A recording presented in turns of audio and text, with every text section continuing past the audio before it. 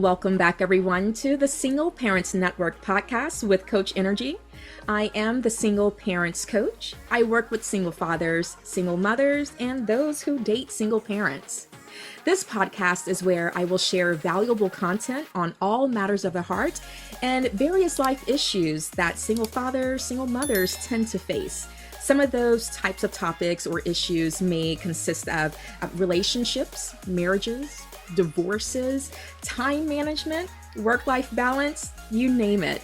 And so here on this channel, we will share tips, strategies, techniques on things that you can take action on today. This week's guest is Becca, and we are going to discuss various topics around special education. We're also going to share insights into the challenges and triumphs that are faced by students with disabilities. And we're going to talk about the power of resilience and advocacy.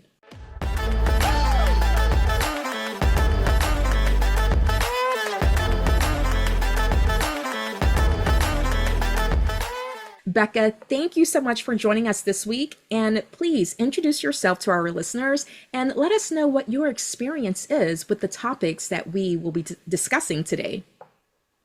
Sure. So I'm Rebecca Engle. I was nonverbal until the age of 5. Doctors told my mom I would never do anything you could train a monkey to do.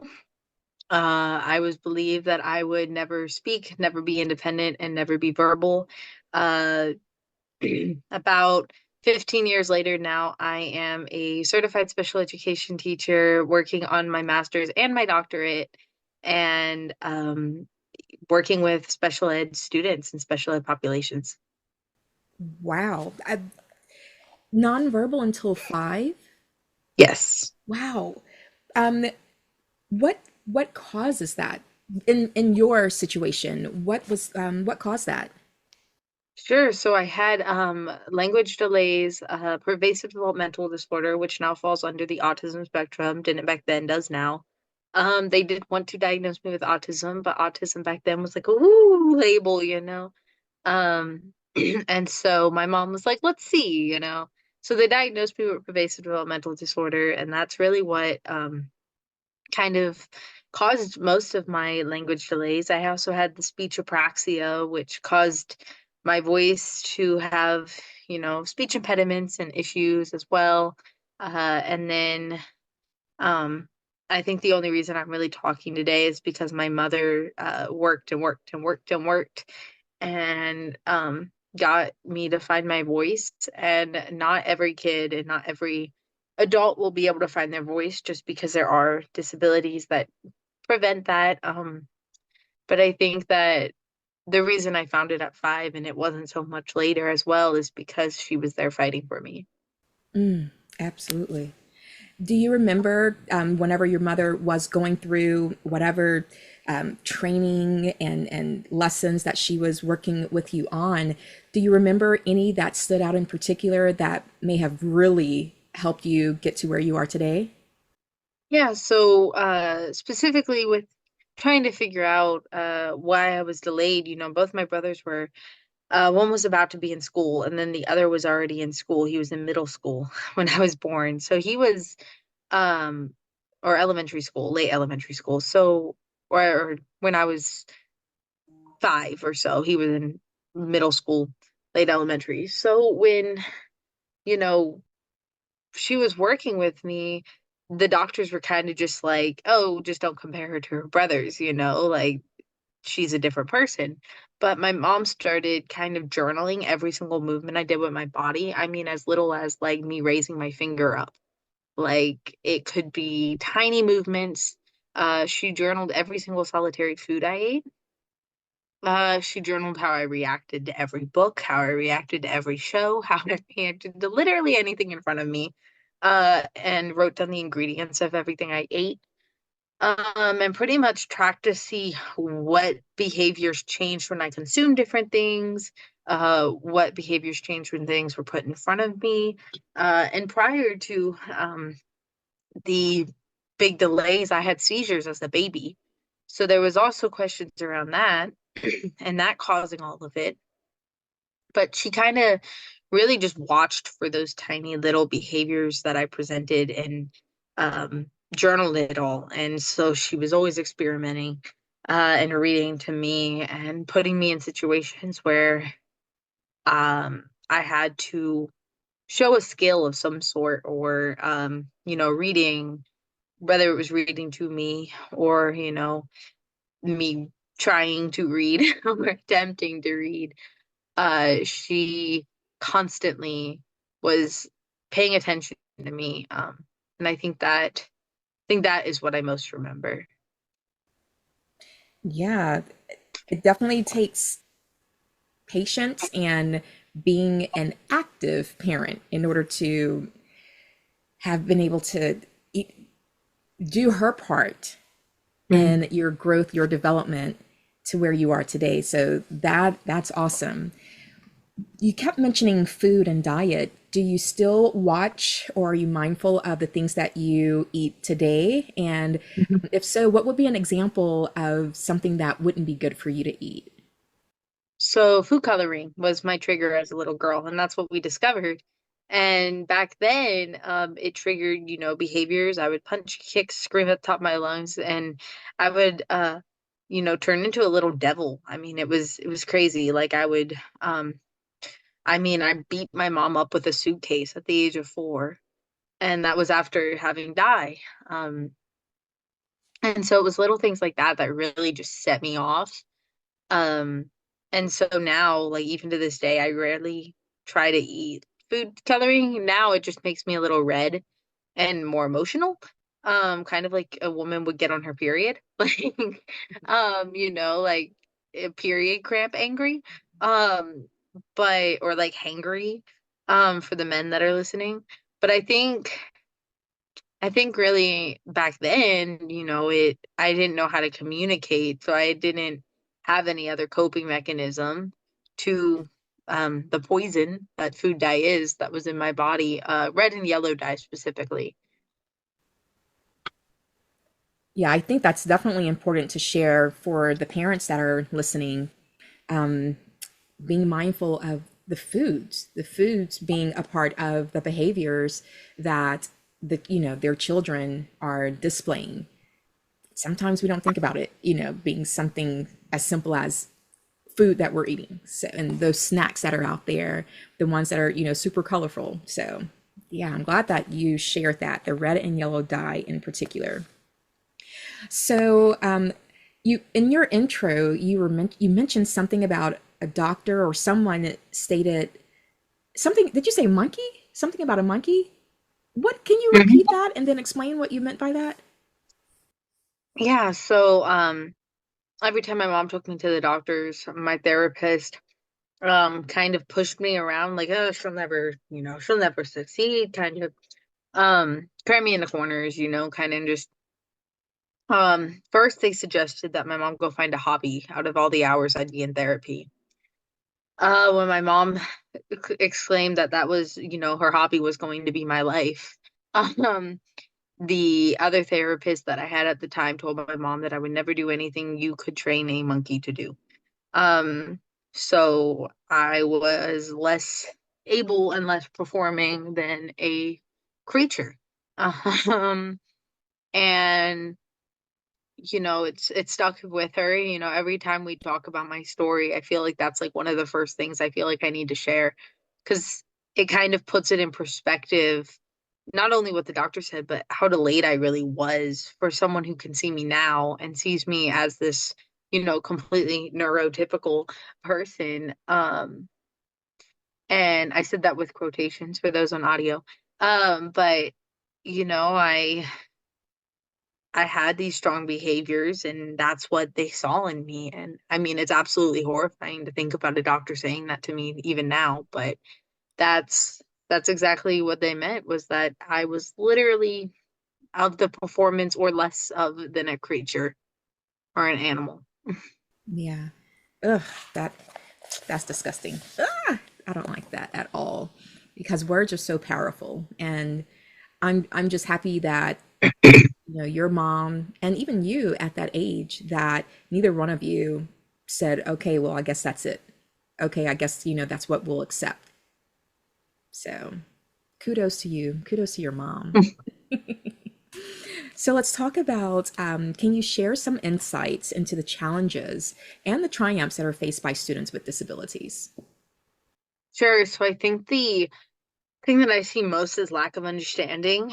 Um, if I fidget with, if I pick up a marker and I fidget with it like this, I I see kids do that, and um I think about things like that, and they're like, "Oh, you're not paying attention, you're not focused, you don't care about my assignment," or um and it's like, no, they're doing that so they can focus on you, like if I'm not doing this constantly or like, trying to do something with myself when I'm learning about something that doesn't highly interest me, I'm falling asleep. Like, so, and I see that with my students too, I gave all my students like a little wristband with poppets, if you're familiar with those. And I had a teacher who told him to take it off because it was a distraction because he was doing this, like tapping it as he worked. And I was like, now I have to write that into the IEP for all of your students because fidgeting is now considered a distraction. And we've seen this kid's scores and grades go up since he started using that fidget and other students as well. And I was like, so is it really a distraction or do you see it as one because it's not something you do? So I think that's a big one. Needing time to actually process the information too. A lot of people on the spectrum, especially me, we have auditory processing disorder, which is basically our ability to take what you just told us and put it here. So the best way to put it is if you tell me go do your laundry, then go shower, then go, do your homework, and then go to bed. The only thing I just processed out of that was the first thing. So let me finish the first thing and then tell me what to do next. Or by the time I finish that first thing, I'm going to forget everything in the order of what you told me to do. I may remember that I have to go to bed, I have to shower, and look, I already forgot what I just said. Um, but I may remember that I have to do those four tasks, but I won't remember the order in which I have to do them. And so I think that's really the biggest um blinders I see, or the biggest, I don't know, assumptions and stereotypes I see, is that these things are like things that we have to do to actually succeed, and they're seen as punishable or, you know, a crime almost. And it's like, no, like, um, I have to do this in order to make sure that you're a priority.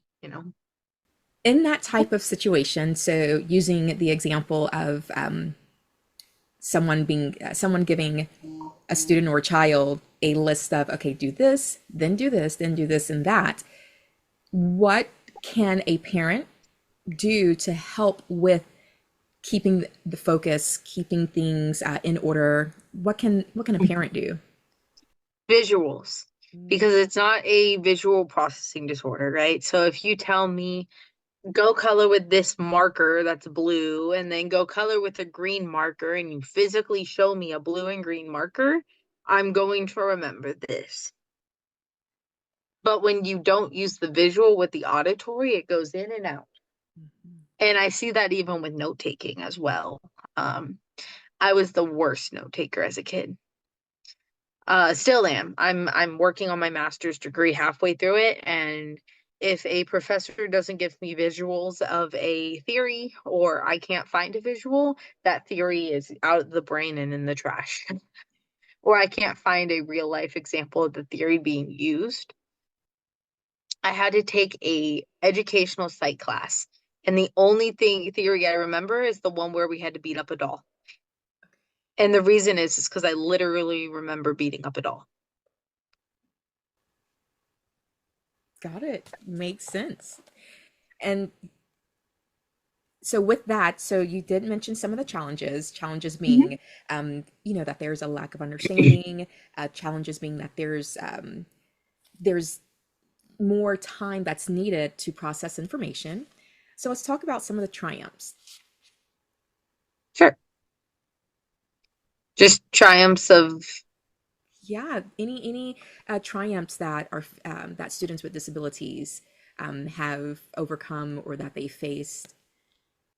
Sure. So I think it goes really back to the fidgeting, getting attacked for that, the body movement, the ability to have to, get up, walk around sometimes.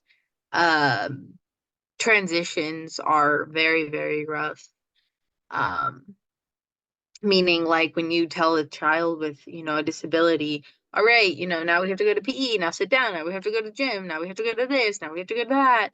That kid is that constant transitioning is just a trigger. It's a constant change of environment, a constant change of stimulation. I mean, even walking in from a classroom where it's super loud and then you walk outside and then you walk back in, that outside is quiet. You hear different forms of stimuli, whether it's the hallway and the water fountain or whether it's cars, depending on, situation. But that change is such a sensory off-put. Um, and it's hard to kind of put it into a brain of someone who isn't in the position, but it kind of feels like a punch in the face.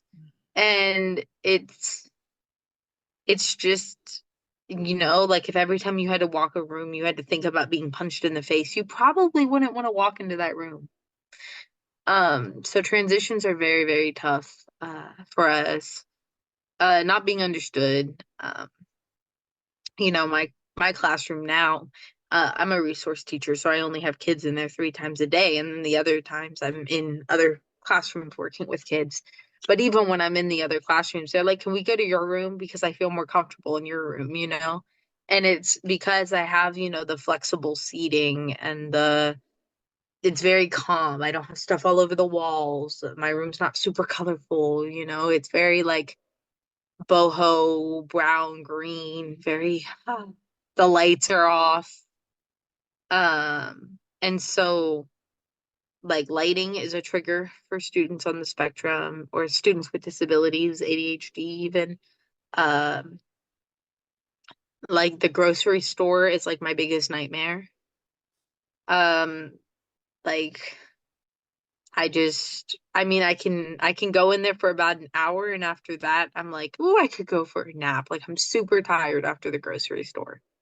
Um, and I've even gone in there to pick up one thing for myself, and I'm like speed lightning through the grocery store, and I'm almost embarrassed it looks like to even be in the grocery store. But I literally get back to my car and I jump like crazy. So, anywhere with lighting like that, even, the PE or um the classroom even sometimes with the bright lights, it's very overstimulating for a child with a disability or autism specifically. Yeah, I want you to speak to, let's just say, parents as they're going to the grocery store and their Mhm. child is with them. What are some suggestions or tips that you can give and share with a parent who has their child walking beside them Mhm. to help that trip to the grocery store be, I guess, more manageable for both of them? Well, noise canceling headphones are a plus. They sell headphones that you can wear over the ears that are noise canceling. They even have earbuds now that are noise canceling, if they're embarrassed to wear giant headphones. Um, some states, not all, have sensory friendly times to go to the grocery store, meaning that the lights are dimmer, there's less people. It's typically early in the morning or late at night. If your store doesn't have that, definitely choose a time to go to the grocery store that isn't insane. Like, if you go on noon on a Saturday, like your kid's not gonna do well no matter what you give that child. And that's just part of having a child with a disability. You have to think about things like that. You know, go during a time where, it's 8 a.m. on a Sunday morning or 8 p.m. after the long work and school day. Most people are home by then. They've done their after work shopping.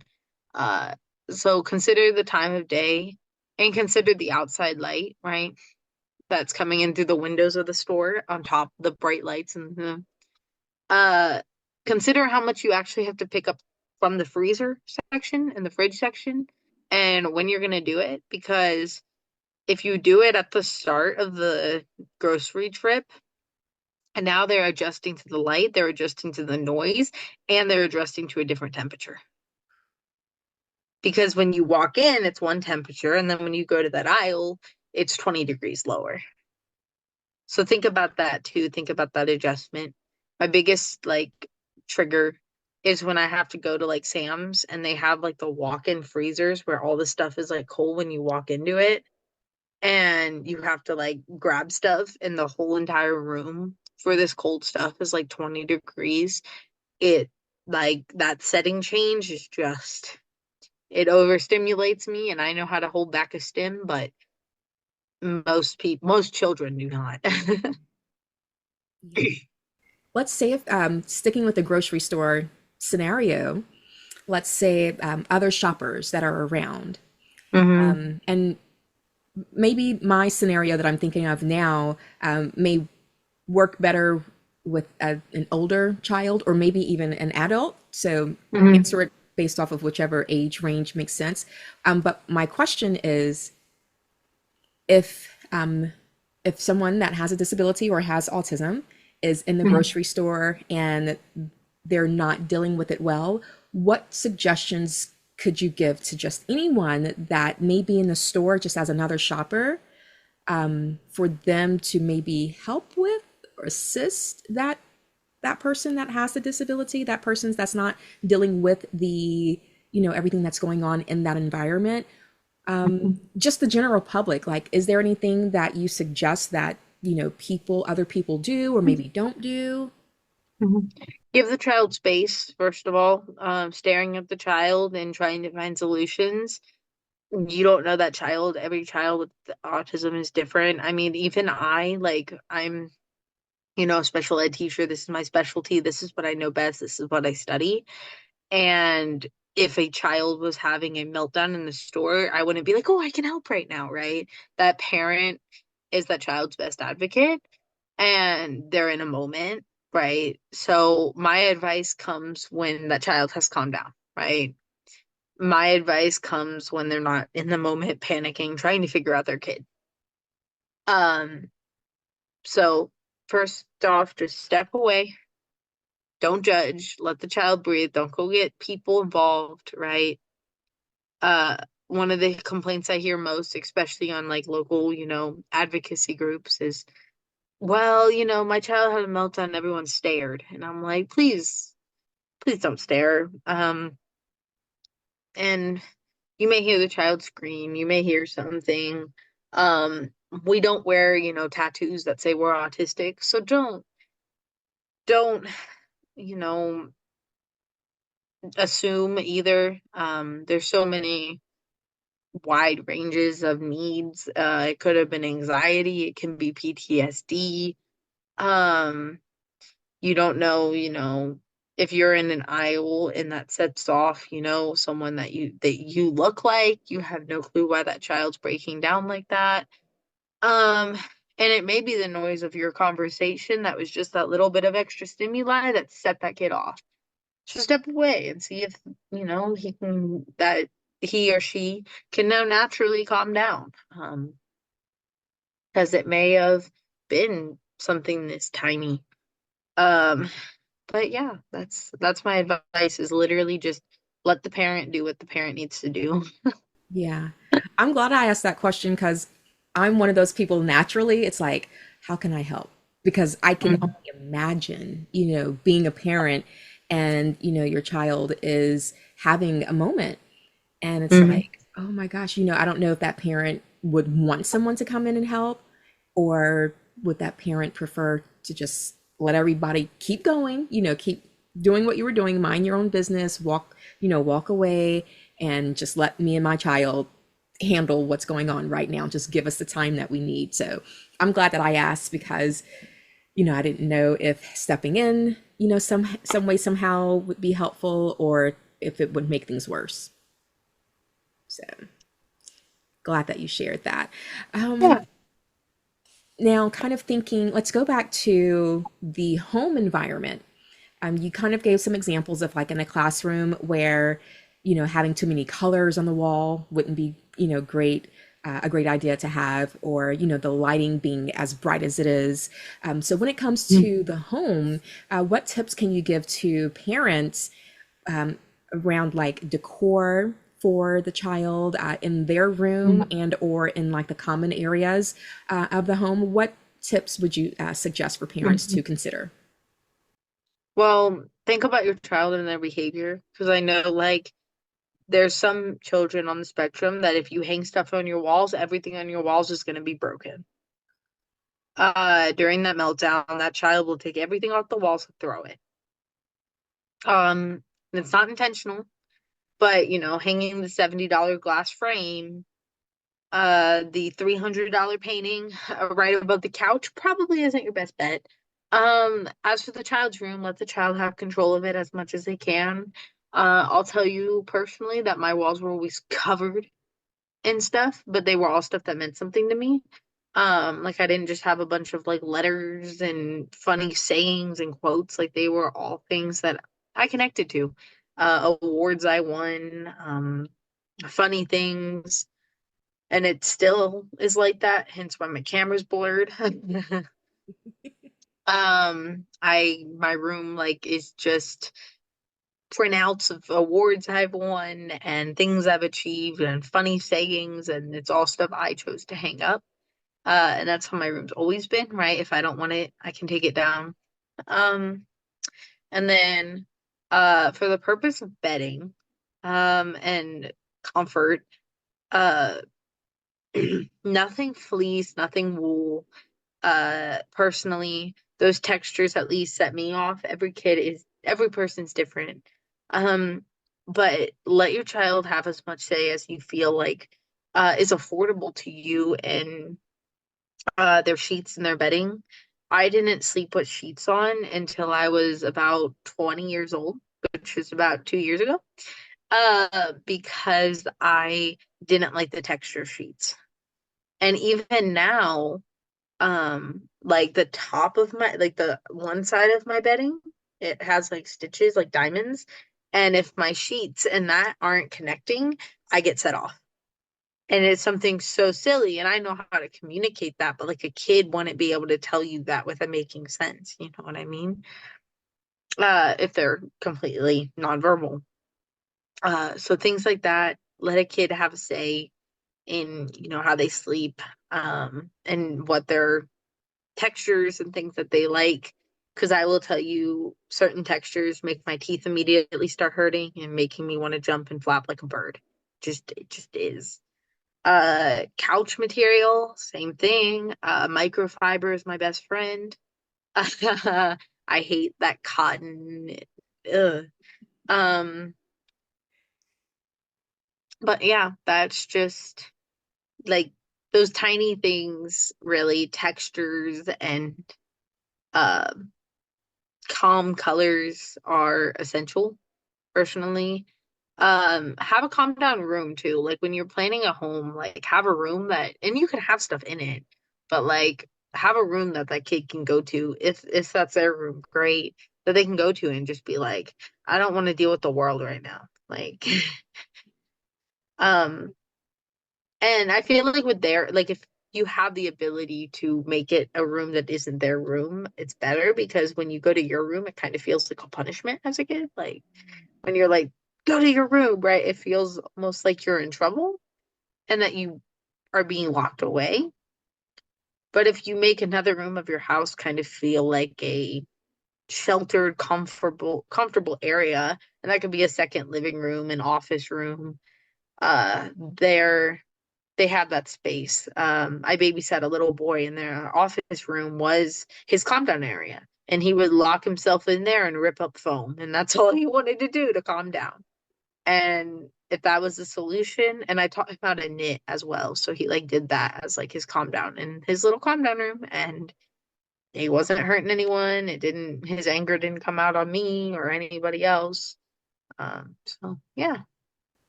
Yeah. Some of those, it made sense. I was like, okay, yeah, that makes sense. And others, I'm like, oh, wait, I didn't even think about that. I didn't even consider, that being something to think about. Your actual, your couch, your sofa, the material of it, Hmm. from, I don't know if leather and versus microfiber versus, cotton and Hmm. suede, like just actually thinking about all of that can Hmm. be something that's helpful with your child being able to be calm, when they're at Yeah. home. So yeah, Yeah. My car actually is leather, and I put a tablecloth over my leather seat every single day because I don't like my thighs touching it. yeah. Oh my gosh. And that makes you think also, now that you mentioned car, for like those parents whose child still needs to go into like a car seat or a booster seat, and when trying to put them in the seat, it's just like, Hmm. no, Hmm. that could be why. There's Yep. something about the touch, the feel, the material Hmm. against their skin. Hmm. I hate seatbelts. I wear one because I have to, but they overstimulate the crap out of me. Yeah. Do you have like, does it help if you have like one of those little pads that go, that you can add to it? Yeah. Yep. Yeah. Yeah. My goodness. Okay. I'm learning a lot, and this is interesting for me. I definitely wanted to have you as a guest to help spread the knowledge and just empower, anyone who comes across this episode for, whether they are a parent or there's someone in their family or maybe a neighborhood kid or, whatever. Just to give us more information, more insight into the life of a child that may be autistic or that may have some sort of disability.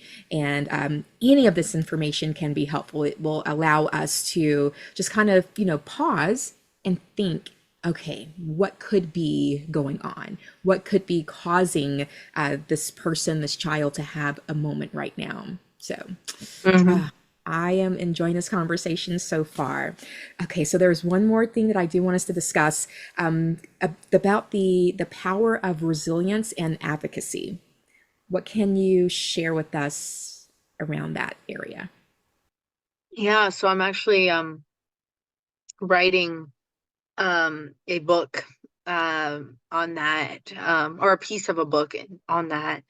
Um, the people in my life that were advocates and resilient and kind of just believed in my ability, even when I don't know if they actually saw it, because I'll never know. Those are the people that I look back to and I think about. And I think that that's why I'm such an advocate for special education people to become special education teachers. And I think that we need to focus on hiring people with disabilities as special education teachers because I think now like I can look at my kids and be like, I was you. And I can literally mean that. Like I don't mean, oh, I was just a kid. We've all been kids, but like I was talking to a kid the other day who was embarrassed to get extra help in math because of his dyslexia. And I was just talking to him about it and I was like, um, we were just talking, he's dyslexia and autism. And I was just talking to him about it and I was like, it's okay to like need this. And I was like, this was me. And like I showed him a picture of me actually struggling with math in the same grade level and me bawling on the math assignment. And it was, and I've shown my students my IEP. I'm like, you have one of these. And it's, that type of advocacy is an advocacy that not everyone can offer. It's being able to be like, guys, I've been here, look, and look at me now is an advocate that not every special education student will see. And so I guess making sure that your child with special needs has at least one person that they can talk to that has been there, whether it's their teacher or a friend of yours or a friend's child or is that's going to be your best advocate. and your strongest advocate, besides, of course, their own parents. But um, I think that for me, I had a lot of great people in my life and a lot of great advocates, but I never had anyone who I could be like, well, you're also neurodivergent or you're also disabled. Let's connect, I never had that. And I still, even to this day, do not have someone like that. And I'm 20, almost 22.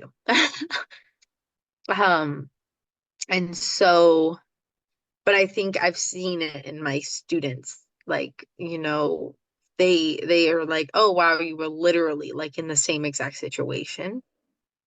And you struggle with the same exact things, and now you're working on this form of education and all this stuff. And I think that is everyone's, I think at the end of the day, that is everyone's biggest advocate besides their parent. And resilience, just believe. I mean, I know it's hard to believe when your child's, a devil, which is what my mom's jokes around and called me when I was younger.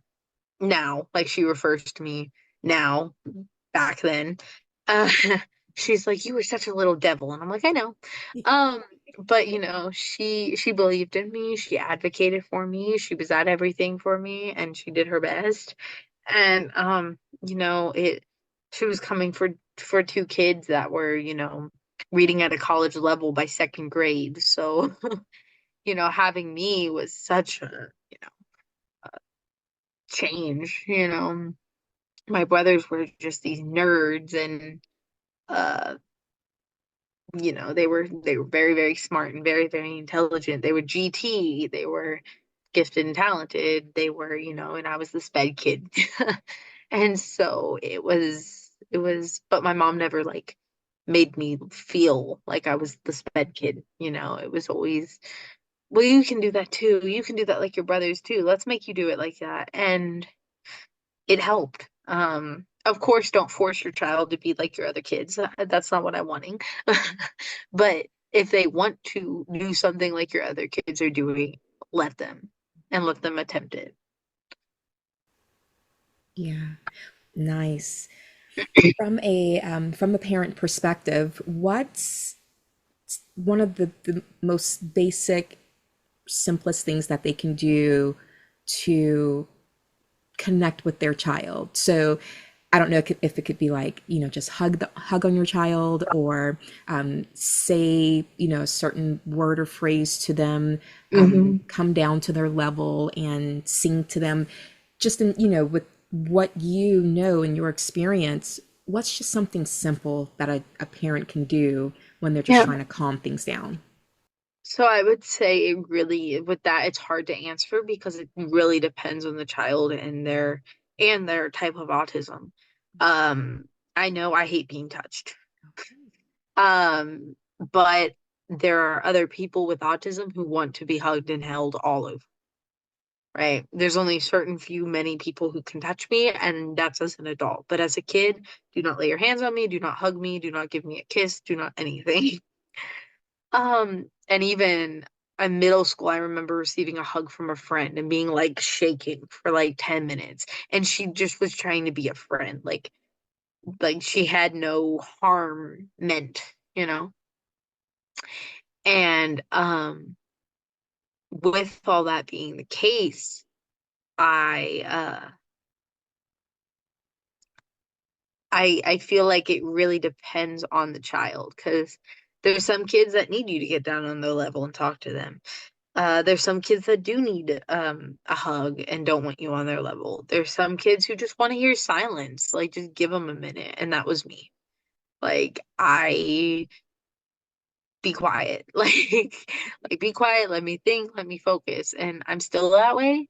Um, there there's moments where I'm just like, if I could just, right, like put my headphones on and plug you out like that, that's what I need at the moment. But then there's other times where all I need is like a giant group of people surrounding me. Um, so I think it really depends on the child. Um, I guess the biggest way to get your child to try something, do something, I would say is incentives. But don't be like every time you do this tiny little thing, you get a, little tiny bit. It's more working towards it, like a paycheck, right? You go to work every day and you receive a paycheck. You don't get $10 every day. You do, but you don't. At the end of the month, you end up getting, your total. And doing little things like that, incentive rewarding, shows the child that it's worth their effort. Um, I have a little boy right now, and if he earns a little golden coin, he does his stuff for me. Just a golden coin, and then at the end of he earns them in his main classroom too. And once he gets this giant bucket, he gets to play like a game, and it's only 5 minutes of it.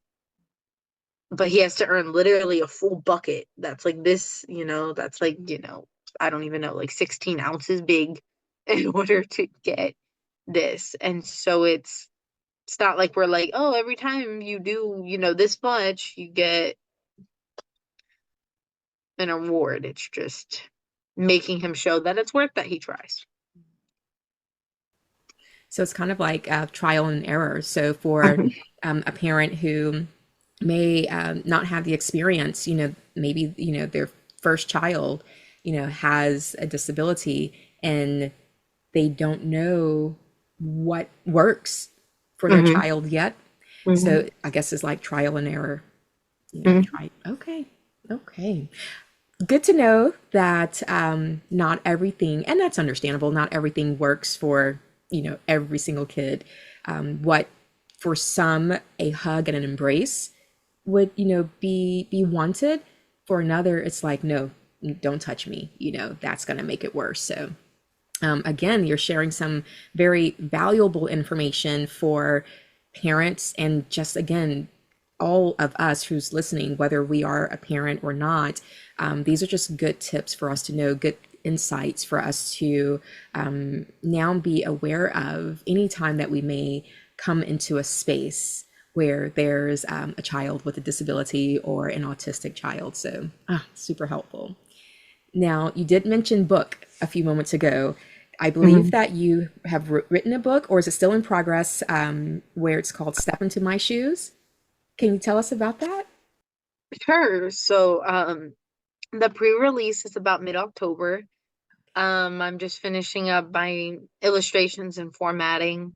I'm very, very excited. It's about the day in the life of a child with autism going to school, and it's based on myself. So, obviously, it's not necessarily every child with a disability, but it's very focused on the emotions and the oversensitivities that a child may experience going through a day of school.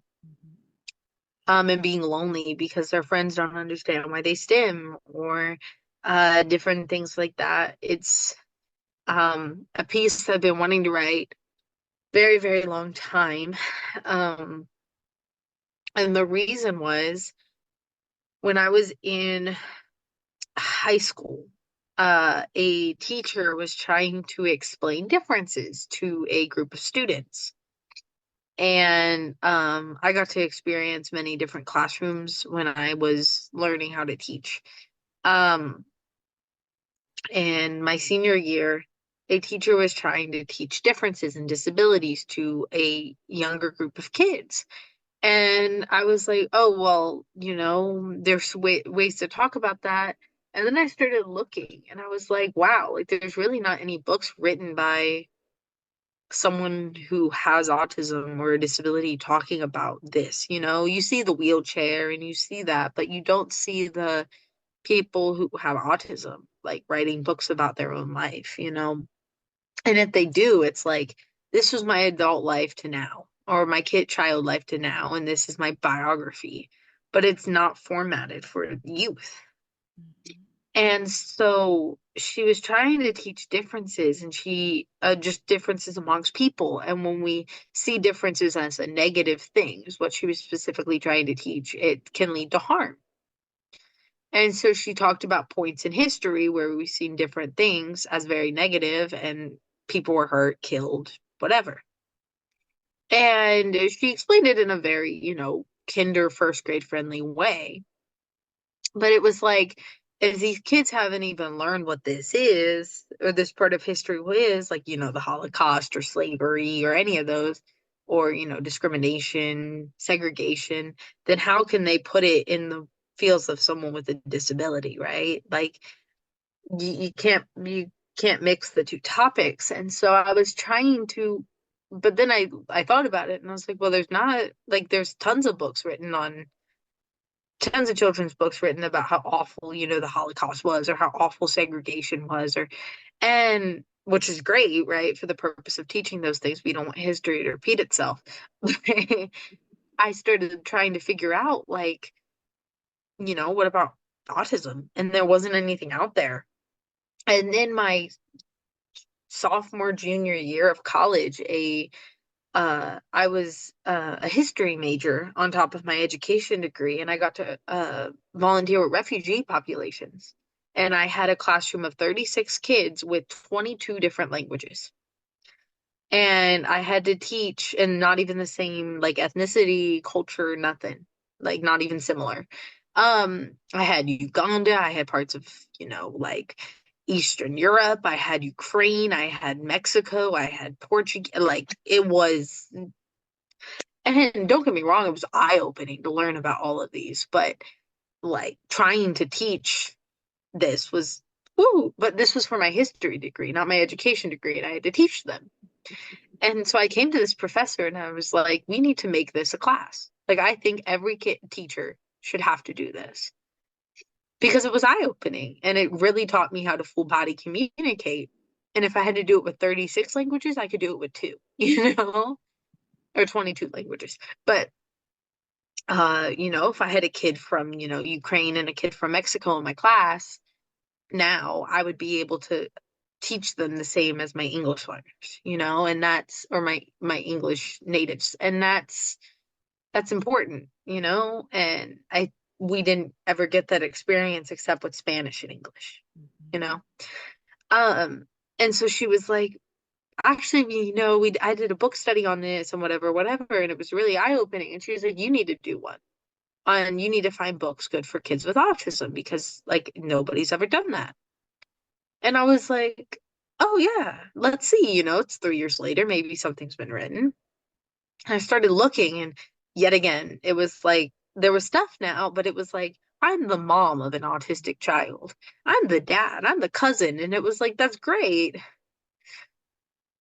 But if every book about, Christmas was written by someone who celebrates Hanukkah, not Christmas, are we really learning about Christmas or are we learning about the outside perspective of Christmas and how outside perspectives see Christmas? And so I was finally like, I'm going to change that. So this has been in the works since my senior year of high school. And that was 2020. So uh, I'm very, very excited to see where it goes. And hopefully in 2025, it's a best-selling book. Oh my gosh, that is so exciting. Congratulations so far, even getting started. Thank And you. seeing that there was a void and you stepped up to fill that void. So I keep me posted on when that book comes out, when it's released, because you did mention the Thank you. pre-release will be in mid-October, right? Yes. The pre-release will only be $1 more than the print cost, so I will be barely profiting. And then I'll raise the price. So get it then. Exactly. Good job. Awesome. Well, I think this is a perfect time for us to segue into what I'm calling my little fun segment. Are you willing to answer maybe one or two questions for me? Yes. Awesome. Alrighty.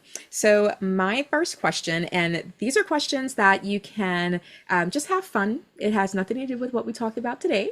And this is just an opportunity for our listeners to get to know a little bit more about you. So Sure. my first question for you is, what is one fun or random fact about you? Sure. So, I guess I knit. So that's my way of, I guess, stimming as well as I knit it out when I'm angry now. So, or when I'm overstimulated, I'll make a bajillion beanies. And that's actually how I started in the business world. And then people started telling me to speak and everything about my story because I advertised myself as a neurodivergent business owner. Nice. Awesome. Alrighty. Next question. What is your biggest pet peeve? Ooh, oh my. Ooh, that's a good one. I'm trying to think. I get annoyed by a lot. Um, um, Ooh, I think the best one I can say is when kids play around in stores. I was just thinking about this today, like when kids like, pick up random crap and play around with it. I'm like, I feel like we should make it law that every time a child picks something up in a store, they should have to pay for it. Like, because I don't know, like I'm on the spectrum and like every time I like like if my mom constantly told me, you see with your eyes, not with your hands, you see with your eyes, not with your hands. And like that was ingrained into my brain. And I remember her literally being like, tie your hands to your stomach while we go into the store. And she like put the fear in me that like dragons were gonna start popping out of items if I like touched anything. And I had this fear until I was like 13, right? And like not physically, but like I was like, oh gosh, if I touch something, that woman's voice is going to haunt me for the rest of my life. And my mom's, 4'11" and not very intimidating. I love the woman to death, but I was taller than her by 13. And yet alone, I was like, this woman's gonna sit on my shoulder and scream at me if I touch that bouncy ball. And I see, like I go to all these stores, I go to these places, and kids are like throwing toys across the room and playing with them. And I'm like, really? Like, your mom should have to pay for that now. So that's my pet peeve. I'm sure the stores, the owners, the workers would agree. Because I'm sure there's less mess that they would have to pick up and clean up and organize. Good deal. Okay, I'm gonna give you one more question. So, what is one word that you would use to describe yourself? Ooh,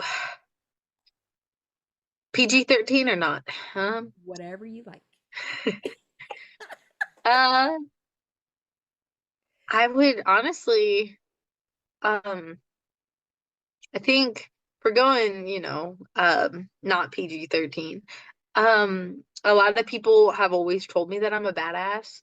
Um, I feel like that's the simplest way to put it, not to boost my own horn. But um I encompass all of what a badass encompasses, and I mean that in the best way possible, right? Like, I mean, how many people are almost 22, almost with a master's and doctorate, right? Like, like and then like y'all just heard my story. Like, I'm a badass, and like I need to like believe that. And I think every woman in business and every woman in every career field needs to know that she's a badass.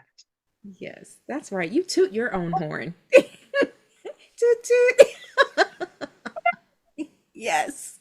Good stuff. Oh, well, I'm glad that we did that fun segment. Thank you so much for participating. And let's go ahead and let our listeners know if you have any final takeaways, any last nuggets of wisdom, or anything that you may want to add based off of what we've already talked about. Yeah, are there any last minute or last takeaways that you would like to share? Sure. So you can find me published in multiple books on Amazon already. Despite my own book coming out, I have those books, and then um, I'm all over social media. Um, I You can find, me at Becca Engle or RE02.20. Stands for I was born in 2002 on the 20th of a month, aka this month.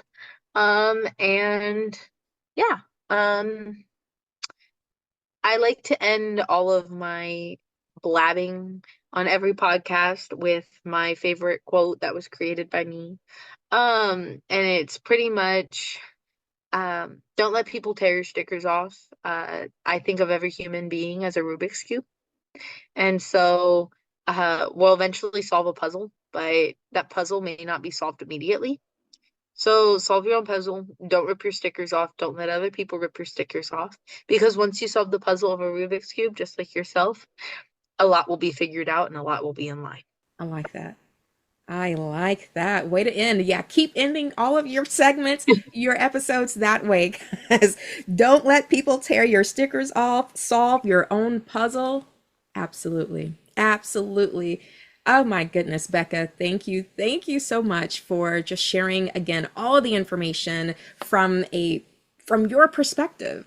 And you're able to you're actually sharing it from multiple perspectives, which is really it's really important. It's important to hear you're able to speak from walking in those shoes, like your book, Step Into My Shoes, but then you're also able to speak from this as an educator, as someone who is actually working with other students and other people who have the disabilities as well. So keep up the great work. Everyone, make sure that you go and support Becca. She provided you all of her information. Was there any other websites or anything else that we needed to support you on, or where we could go find you? Anything else, or did you share Um, that information all already? I think I covered most of it. I mean, the books are Until Your Worth, Until Your Self-Love, Until Your Best Life, and Until Your Gratitude. Awesome, awesome. Yeah, make sure you get that out there. Everyone who is listening, make sure you go support Becca. She's doing some amazing work, some really important work that is important for even if you don't have a child, even if you don't have a child that's on the spectrum, if you don't have a child that's autistic, you may have someone in your family, you may know someone in your neighborhood, you may see someone that's out at the store, and now having listened to this episode, you are able to be more empathetic and be more understanding. So that's it for this episode, everyone. Thank you again for tuning in. Be sure to like, comment, share, and subscribe. And the way that I end my episodes, always remember that when you master your mind, when you master your emotions, and when you master your assignment, you can live your purpose and live on purpose. Until next time, talk to you soon. Bye-bye.